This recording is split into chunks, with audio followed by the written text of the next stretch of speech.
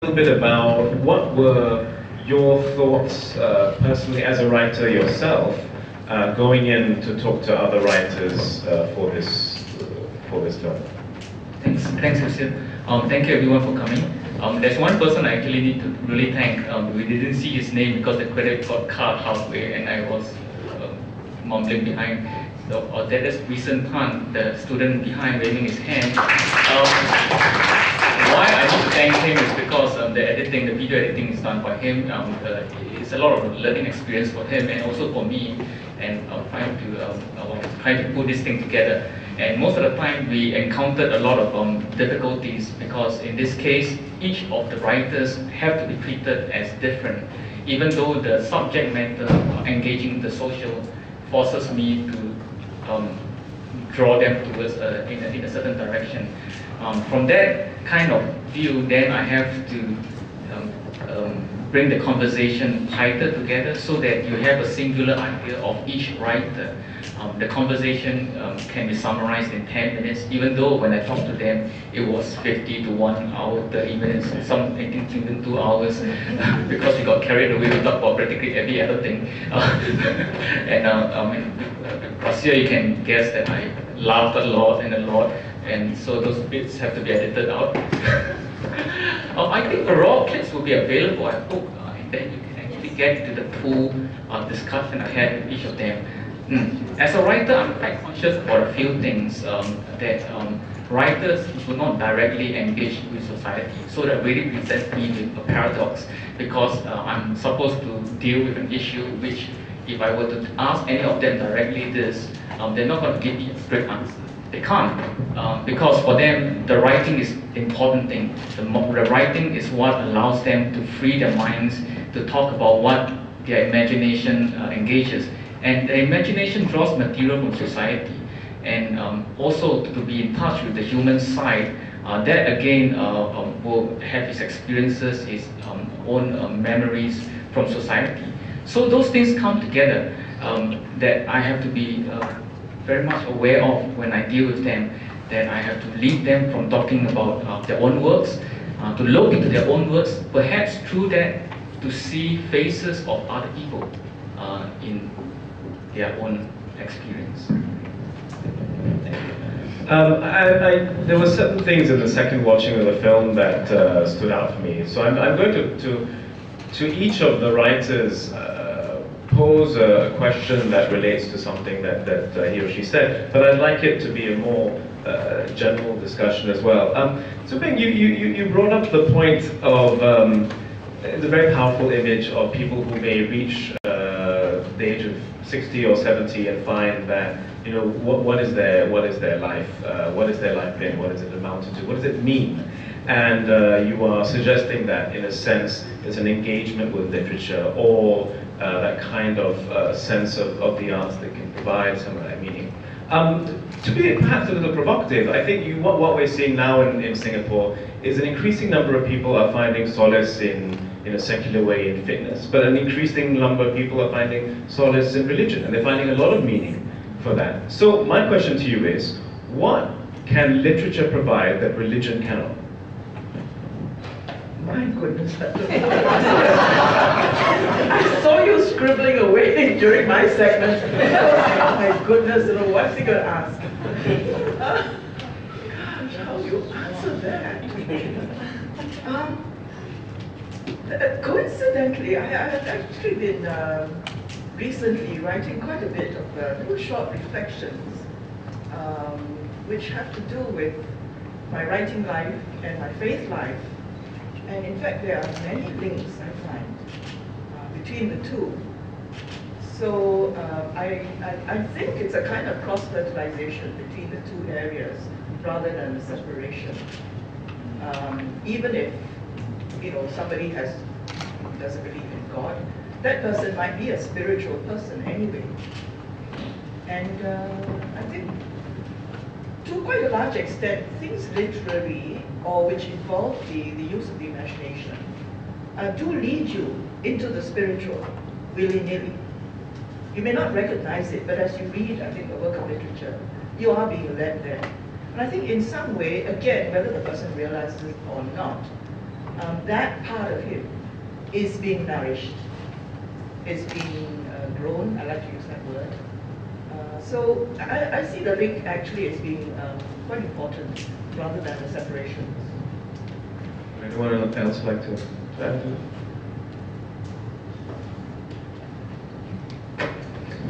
I think the idea of cross-fertilization is very something that I'm thinking about too, because I think at the end of the day, sometimes you are socialized into religion, you don't know that you are putting those things, those values that you've learned from there in your play, whatever writing that you do. But on top of that, I think this is my personal opinion, what religion doesn't teach you, what literature teaches is, maybe literature teaches you that there are a lot of religions, maybe all of them comes from one branch, I don't know. So in that sense, it makes you a better human being. This is just my take on that. Which brings us to life lessons. I was very struck, Rasiah, by what you said about, you said you've made peace with life. You were saying that literature is a sanctuary and hope. And I'm just wondering if you could talk a bit about the relationship between age, life lessons, life experiences, and your own literary practice, and how you also appreciate literature. When I say I make peace, means you come to a point and say, okay, what happened will happen. Ikwi sera. It doesn't mean I'm an ostrich, that I've accepted everything, that nothing happened, I hide my head somewhere and say, oh, the world is okay. It's still full of injustice. As long as there's injustice, I'm sure I will write. Whether it's personally or not. But I think over years, I was writing when I was a teenager. So, of course, when you see things as a teenager and you see the I-55, CPF, I've got my CPF and things like that. But when you are a little older and you have gone through a few things in life, I think you learn to know what are the things you can fight, which is a bigger battle and which is small battles I don't bother. I think basically it's there, it's seen in my writing and my life. I have grown also over the years, besides growing from side to side. And literature has helped me, I think, in so many ways. For example, Robert Frost, who wrote in front of you. I have chosen the road not taken. I think that has made all the difference to my life. Without literature, I think my life will be, I will be earning very much. I earn less. But I don't think I'll be happier. I'm very much happier. I remember when I went to 2 universities, the old university. I remember when the introductory classes, Professor Maurice Baker. I did not take, during my time I was not allowed to take all art subjects. I wanted to take English Lit, Malay literature and history. I couldn't. I had to drop English. I did Malay studies, history, and first year political science, second year drop politics. I couldn't stand it. I did sociology. But Professor Maurice Baker said this. He said, if you take literature, you will never be rich, but you will be happy. Of course, he was forgetting somebody like J.K. Rowling.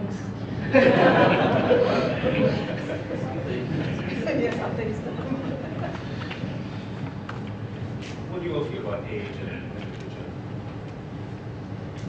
Age. Vadi is still young. Yeah, the youngest. Yeah, I really learned something today coming. I meant to come to learn things. Especially Suping talked about living and you talk about age. I do not connect the two. Living does not have to mean like growing older and older and aging.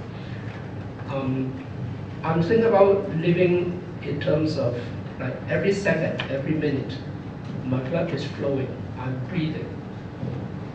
Right, so why am I breathing? Why, for what purpose?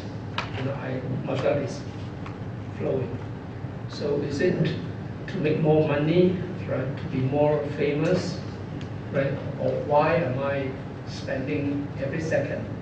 It does not have to be how old I am, right? I mean, every second.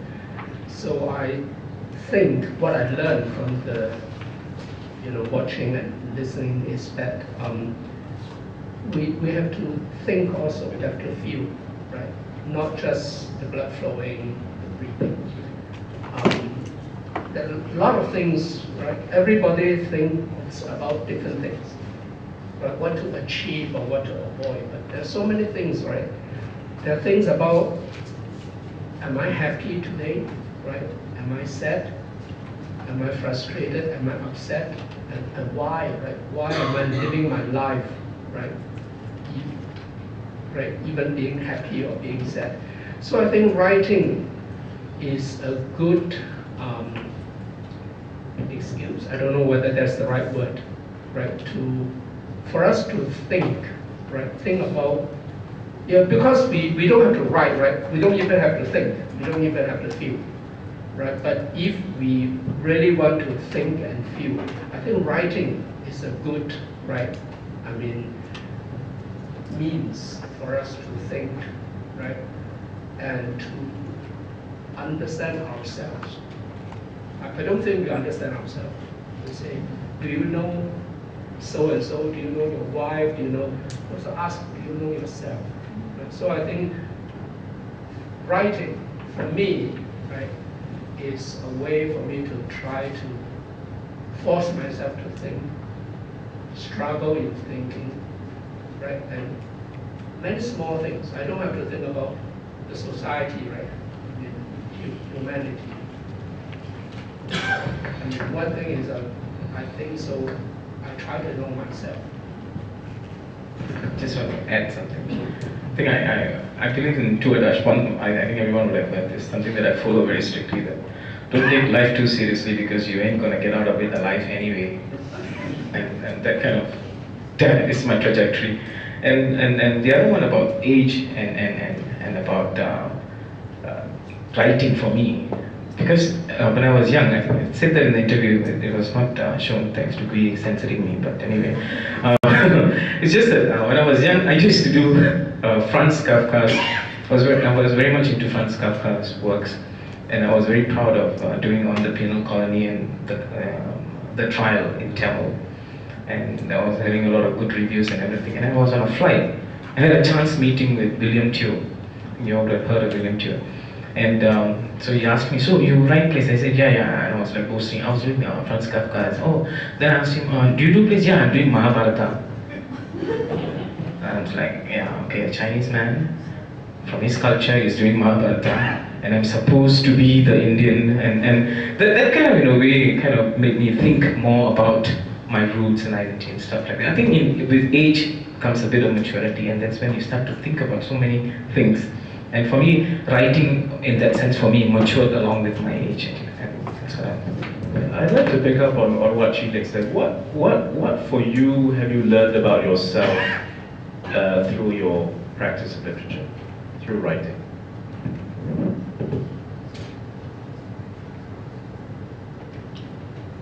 That I'm a late developer. That's true, that's very true. I mean, the process of growing is a process of learning, and I don't think it ever stops. But, I mean, if you're talking about old age, the reality is that, yeah, the blood flows in our veins, but that's got to stop one day. And even the thinking will stop, and the feeling will stop, you know. And I think as you get older, that reality becomes much more urgent. I mean, you're sort of more conscious of it, you know. Whether you like it or not, it's got to stop, like you say, you know. There's a limit to our life. And somehow, I mean, I do feel that urgency myself. Because this process of thinking doesn't end. And there's still so much to think about.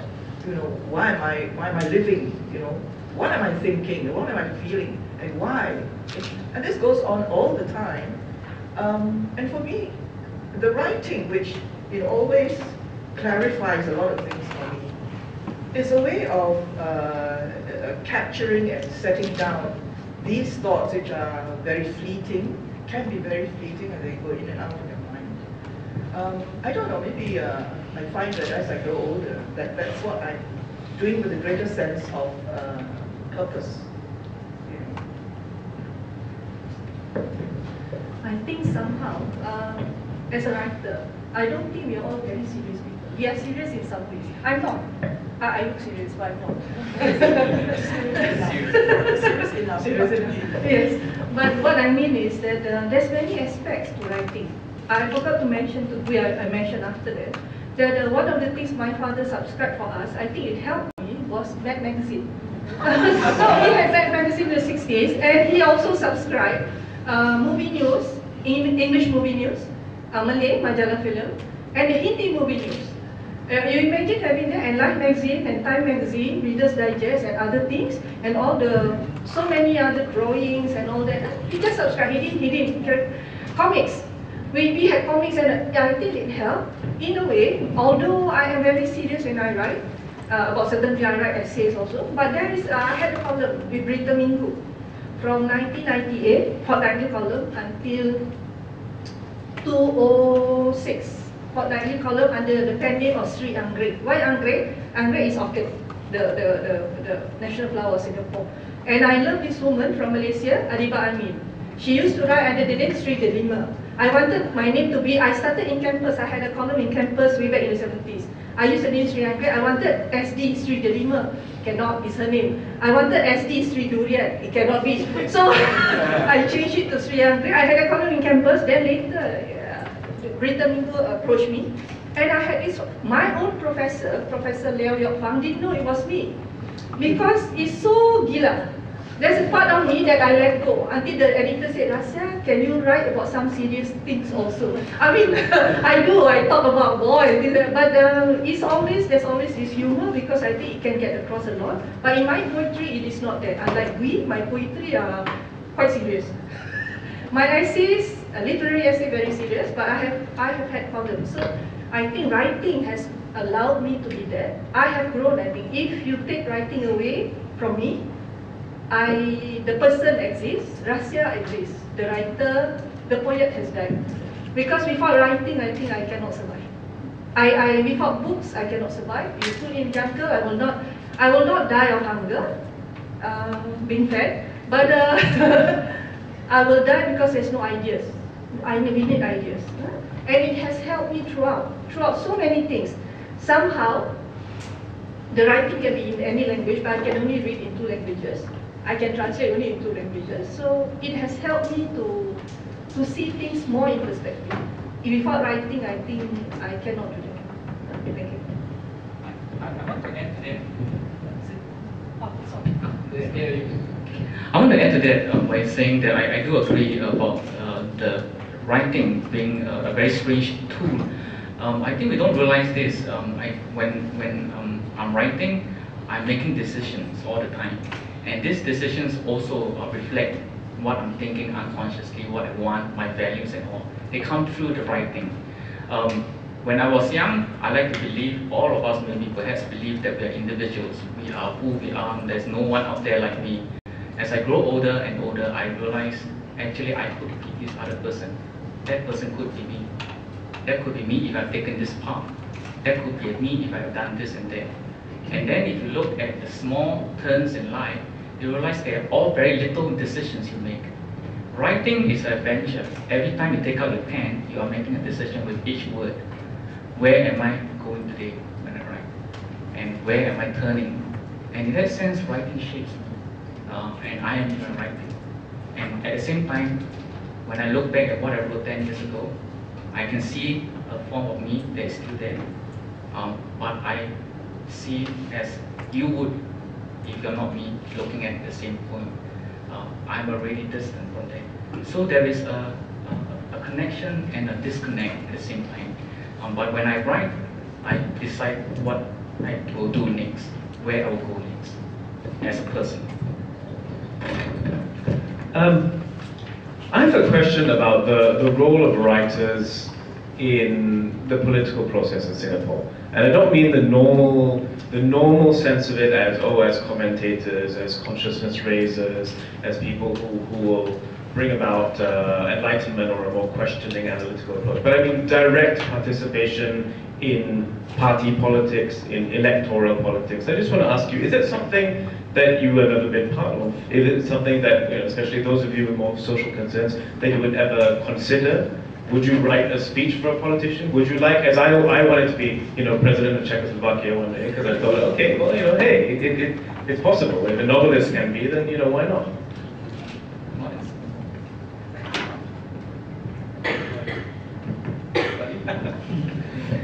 I somehow knew that. Somehow I knew the question was directed at me. Well, I have been working with governmental agencies, and I've been a civil servant, and I can see the things around me, what is happening, what are the things that are happening, and as in the changes throughout the years. And as a teacher also, I've been taking the pledge for Optimum Time with my students. And when suddenly someone says that is aspirational, and that's when you get a shock. You feel that no, I don't agree, and it kind of makes you think about things that has been happening around you, and how you want to harness that and perhaps present it in literature. Because there was once a talk I attended in the US by Taha Ben Jaloun, who's a Moroccan writer. He said there are two kinds of artists. One is an artist who does things for the sake of art, aesthetics. Then there's another kind of artist who's an activist, who wants to say something, wants to make a change. I don't know whether I see myself as a person who wants to make a change, but I am a person who doesn't want to be changed by thoughts that are contrary to what I've been believing so far. And it kind of takes away a certain part of me, which I cannot let go. Because I feel as a community, as a Singaporean, like for example, I think a community is based on shared memories. When you have certain identifiers that everyone can group together. Just give you a very simple example. When I was in India, I mean, they sent me to India so that they thought that I could really blend well in India. And, and then I realized that I was hanging out with my Singaporean friends who were also sent there. And when the Indians were talking about Sachin Tendulkar, I went, huh? And then you start to talk about Sundramoorthy, you talk about Fandi Ahmad. I'm just giving you just an example of shared memories. This is Singapore, isn't it? This is what I have been born and bred with. So I don't know whether I would be a political activist or anything of that sort. I'm not saying that I would be. Although I don't want to discount that either, because you never know. I think as a writer, the only constant for me is change, and I'm always changing, I'm always maturing, I'm developing. But there are certain things that I believe in very strongly, which I will hold on dear, and I will actually, through plays or through literature or through writing or through my interaction with youths, I will make sure my point comes across. But it may not be through the political means that I have to do that. I think today the platform for you to actually express your views is so vast, so different, and you have to really go through so many things before you can really get the correct information.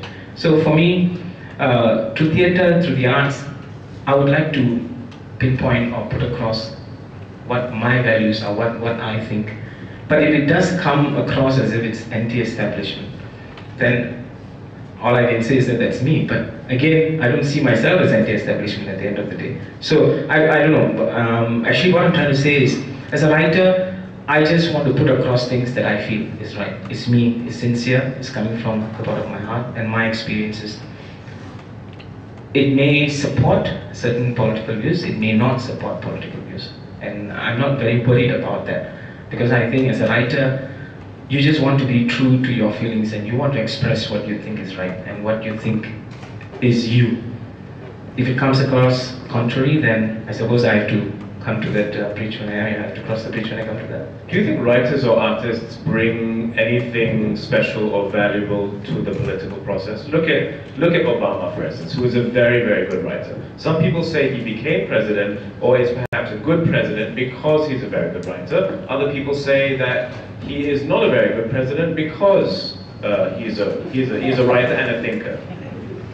I suppose that's the thing, is because there's no right or wrong answer here. Whether a good writer can be a good leader, but my 2 cents worth is that when you write, you're consciously thinking about things around you. You are constantly editing, changing, and I think you are trying to put a lot of thought process into that particular piece that you're writing, because you don't want to sound dumb, and you also want to make sure that you can defend it. And when you're sincere about it, I think your writing may be seen as good material for leadership, or of course there will always be opposition to your views, and I'm happy about that, because I think writing should engender discussion. That's when the truth can be found, I think. I'd like to open it up to questions from the floor. Comments, responses? Can I answer? Yes. Actually, in the 80s, there are people, Malay MPs, who approached me. They wanted me to go for tea. And one, when I was even in Brunei, I was teaching at the University of Brunei, and one came. I knew him as an editor and also as a teacher. He came and he spent, I think he was staying, I didn't bring him to my house because I was staying alone, to my sister-in-law's house in Brunei. And we were talking from maybe 10 until 4 in the morning. We were talking. But I told him, I'll make a very lousy politician, because I will speak my mind. And you cannot accommodate somebody like me. A woman, minority, and a woman, a minority, oh my God, the combination is extremely bad. So, because I think I don't like propaganda, even whoever writes about propaganda, I don't buy it, but I like to feel committed. I love, for example, Pramudia Anantator. He writes very well. The language, Indonesian, Bahasa Melayu also, is so precise. I love that kind of writing because that can impact. But I think I'll die if I should be a politician. But what happened last year, the election, May election, I wrote a poem titled, it came out in the Malay papers, Terlupa, Forgetful. It was a comment, but hopefully get to the right people. But sometimes it's difficult. Sometimes you sting, you still give honey, but they don't like. It's not Hanukkah honey, you know, but they want a different kind of honey. So what to do? Would I be a politician? The short answer is no. I don't know. I think once you become a part of the government or identify with it, people tend to put labels on you. You may not want to put the label on yourself. I certainly don't want to. But labels will be put on you, and I don't like labels at all, because they shut out whatever is outside that label. And somehow you feel, I would feel, so I identified with a small group of people, whereas Singapore is much larger than that small group of people. I'd rather be identified with Singapore. The underlying question here seems to be that we want to address usefulness again, which connects very badly when you think about literature, especially.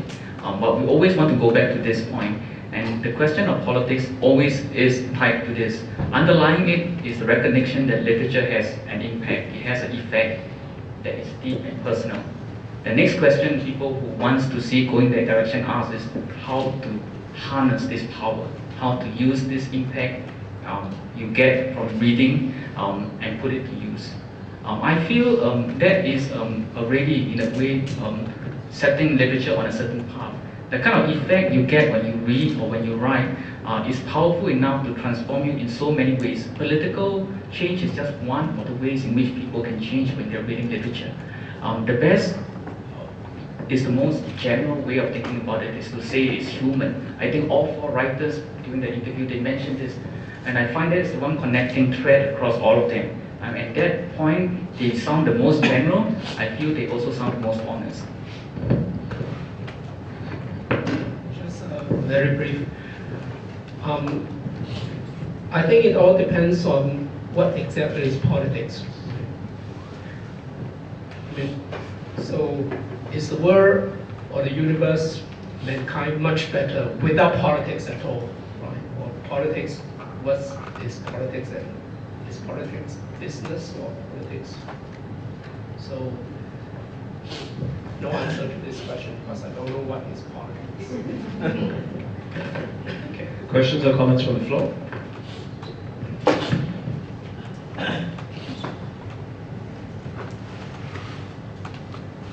Hello.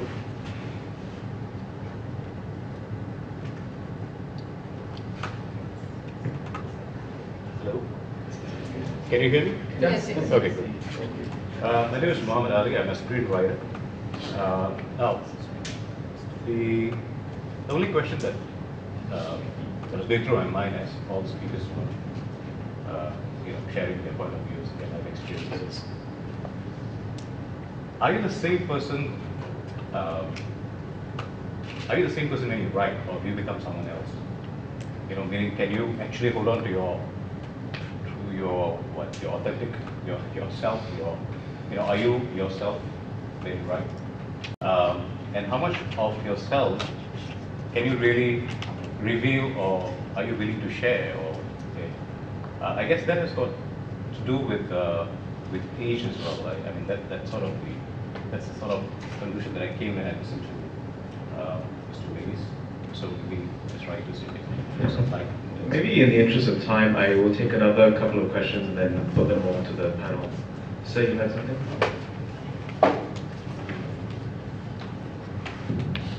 Hi, I'm Edgar from the Department of History. I'm also an amateur playwright. So I got a few questions that related to the theme of this session, which is creativity in Singapore.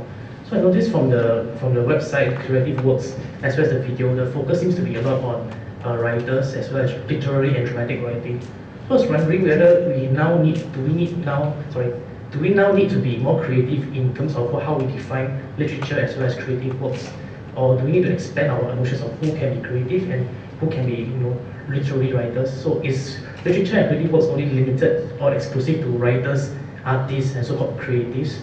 So, for example, can a Facebook status update, right, be a literature? Dr. Gwee is on Facebook quite often, right? And or maybe a beautifully written concept paper or beautifully written business proposal that for a new innovative social enterprise that benefits the community and engage the social in that sense, and does many things that which described literature can do. So can that be considered literature and creative as well? Because I think that will have implications on what we archive under, for example, creative works by FASS students. Thank you. Is there one more? And then I'll put it to yes. Yeah, hi. I'm Muhammad Adi Madam from Yayasan Mendaki Research Policy Unit. As I was watching the screening just now, and as I was listening to the panelists speaking upstage, I was wondering whether in the Singapore context, have our society reflected enough so that to see the importance of actually milking their reflections into words, and at the end of the day, the output, the literary product. With regards to literary output, I think there are certain levels to it. Just now, I sense that there's a little apprehension when politics is being mentioned. It is as if politics equals power, power corrupts. Yeah. However, Madam Rasiah just now mentioned about Pramodia. From my understanding, Pramodia Anandato can be deciphered in terms of his work through several layers. Objectively, his literary works are very politically oriented, based on his living context at the point of time he was writing his works. Perhaps over time, we could look deeper into his aesthetics, style of writings, based on our present context. But at the end of the day, I think what Singaporeans should really look into is really the idea of, within the context of our red race city life, have we actually taken some time to actually sit back, look into our circumstances, and pen down our thoughts? Thank you. So if you could, possibly we could get a response to each of those thoughts about the notion of authenticity, definitions of creativity, and whether we are actually doing justice to our own existence in terms of our artistic output.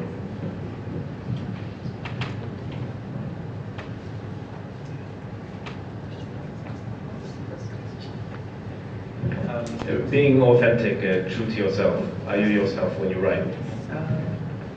I find that I think I'm actually most myself when I'm writing.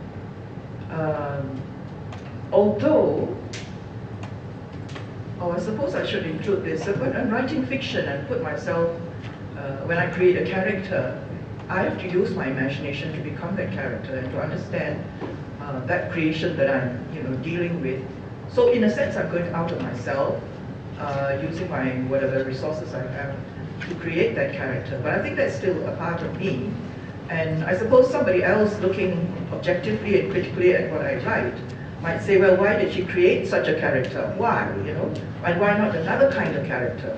Or why does she use this kind of language or put this kind of language into the mouth of this character? That's for the reader to do. But for myself, I am faced with these choices when I'm creating. And I suppose the creative impulse is, I find, a part of myself. It's as authentic as it can be. Although I'm creating a character that is not me, really, but is made up of what I know about people, what I understand about people. But the other kinds of writing, perhaps my reflections and so on, which I feel are really very much a part of me. In ordinary life, I don't know, I don't think I'm a different person when I write. I feel more myself when I write. Maybe I answer the third question first. Sure, for me. While Pramodya is a very political person, when he writes, he is the writer. It's very deep and very, very, very good. And I don't think we can go through life. Oh, we are a young nation, but if you start at 65, yes. But Singapore existed before 1965. We have had all the memories. I'm sure that if you want instant noodles, then you produce, like some people produce instant noodles in terms of writing, you get that. But I want the mee goreng cooked by the Indian man, with the sweat all inserted. So what I mean to say is, we are old enough as a nation, as a country, as a community, to have produced good works.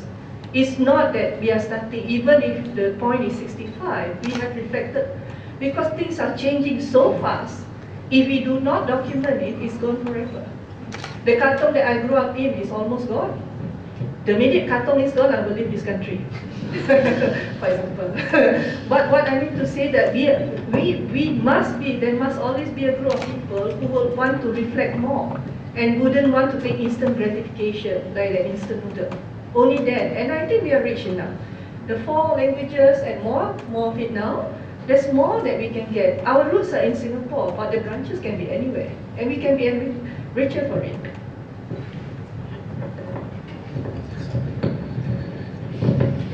Just the first question was about whether you put yourself in it. Yeah, I suppose when I create characters, I purposely will put them inside there so that I would like to see myself being played by someone and then just laugh at it. It's a personal joy, but people won't know. Of course, you try as a writer, you try to squeeze in certain things, your views and things that you want to tell your wife straight off, and you just put it in the script so that hopefully through the script she'll listen to you. And then on the second point about defining what is literature, I think it's a very important thing, because I must say, yeah, what is creativity, right? And sometimes writing for TV itself is a creative work, and sometimes people don't recognize that. And I must say this because the first person who just asked the question, Mr. Ali, is a fantastic TV series writer, and he's a poet also in his own right, and he has done fantastic work on TV, and sometimes it is not recognized as literature. So defining itself is not even the new media, and we're talking about even the old media, sometimes it's not given that recognition. The third question was not related to me, it was more related to you, I think so. I didn't quite understand. Yeah, for me, I suppose I can't quite remember that question. So, oh, okay. Well, reflection. I think that's very important, and it should be codified somewhere, because sometimes we think what the state says is what we are actually reflecting upon. I think if there are more avenues where it shows that people are reflecting on a lot of things, I think Singaporeans are, a lot of them are doing that. And I suppose the avenues are now maybe through, it's coming out through blogging or some other stuff, which then the question is whether the mainstream media is going to recognize that, or we are going to recognize that, or there's going to be a lot of deflection, trying to say that don't believe what is not the mainstream media. Recently there was a talk about that too, whether people are listening to the mainstream media. For me, I think reflection is very important, and for me, when I wrote the play, the Kalinga trilogy, it was a reflection of my thought processes, and the fact that when I was sent to India, and I felt more Singaporean than Indian. These were all reflections which actually has come out through plays and writing, and I think more should be encouraged. Okay, I always do not answer questions. If you ask me when you write, are you yourself, right? I say sometimes yes, sometimes no, right? Like if I'm suffering, I'm struggling inside, right, about something, I have to think through it. I write it down in my own diary. I'm really writing for myself, whether what is written is right or wrong, because I have to think through. But sometimes when I'm invited to write something for something, right? I mean, I may not be writing for myself. I mean, I know, okay, it's a good chance for me to, right, appear in this thing, so I just write. So I may not be writing for myself. Now another question is, what is creativity? I don't think we need to define it. Just for me, I don't care. Right? I don't think that a society or need to define what is and what is not creativity. Maybe I do not understand the question. I want to address what you say actually quite directly, because I think there are two main strands in where the questions are coming from, which I feel we can actually name and be aware of. One is politicization. I mean, everything is politics from that point of view. If you come from that angle, there's no way I can address what you're saying, because you're already locked into having a certain answer. And the other one is also another trend today you get, which is industrialization. Everything can be made. So creativity is another thing that can be encouraged, can be made. I'm not sure, really. You can have creative writing classes, sure. You can make the society more creative in a way, sure. But I'm not sure whether, in that sense, it has a higher quality of creativity involved at all. Creative writing classes, I have taught also myself, students, and some students I feel they shouldn't come to the class because they can already write. They're so good. Why do you want me to teach you? And he says, no, I need to have your input. Help me become a better writer. I say, you only have to believe in yourself. You can already write. But the student wants to have someone to follow, someone to look up to. If I were to give him a very instructional advice, I would have killed him creatively. But I think not many instructors realize that we have to sometimes let go in order for the writers to be who he or she is. And then there are people who will learn to write, and they enjoy doing so, but they can't become a writer. How shall I put this? To be creative is like, learning to be creative is like learning to swim, but to be a fish is a different thing. Just want to add on to that, because I was invited by Institute of Policy Studies to attend this forum. It was a big forum. It was a kind of a breakfast, lunch meeting. And it was about how to make Singapore more creative. And it was attended by artists and other civil servants. And I remember what Harish Sharma came up and he said, having such a meeting to say how to make Singapore more creative itself is so wrong. But just want to share that. Okay. On that note, I'd like to thank Gwee Li, Vadi, Pheng, and Rasiah for their comments today, for the very lovely film. Over to Michelle.